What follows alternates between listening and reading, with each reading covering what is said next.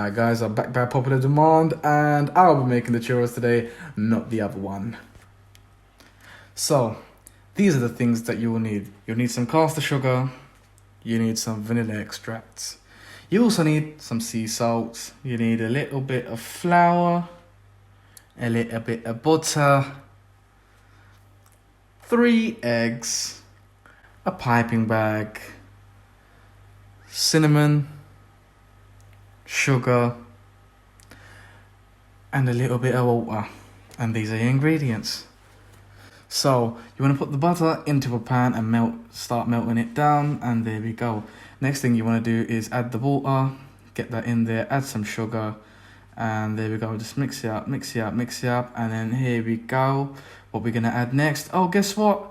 It's the salt, and mix that back in there. Now once it's at a boil, you want to bring that sweet vanilla extract and add 2 of those teaspoons to it. Right, and it's going to come to a boil and you're going to slap in that flour and just going to keep mixing it until you get like a really halwa.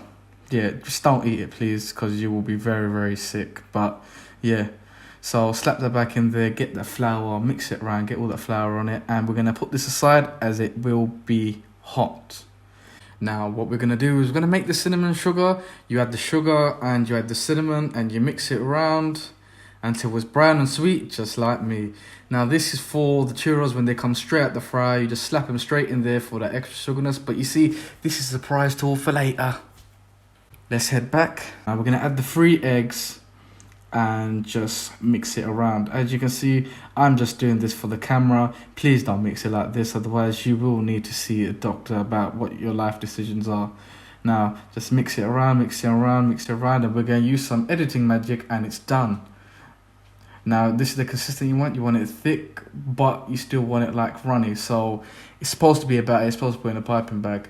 Now my associate over there will be making some Mars dip. Now it's not really complicated. You just literally add some Mars and some double cream and Bob's your uncle. Now let's focus on the main attraction, the churros. Now what we're going to do, you want to make them a bit long but not too long, so it's all up to you really how long you really want them. So let's do that. As you can see, they're floating, which means they're good.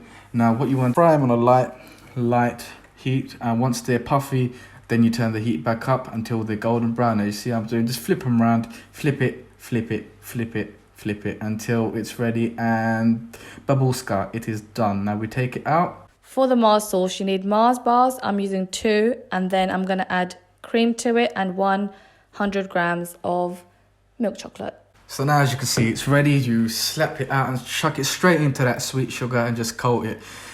Now you might recognize these from Winter Wonderland. Well, if you was alone and didn't go, well, you can have them at home now. Well, as you can see, you just coat them in the nice sugar, and just that's pretty much it. If you manage to mess this up, you're probably not good at cooking anything and probably should give up, but that's just another story for another day. Yeah, I don't know, I'm just going to keep talking now. As you can see, my associate is in the back, just such hard work just mixing that.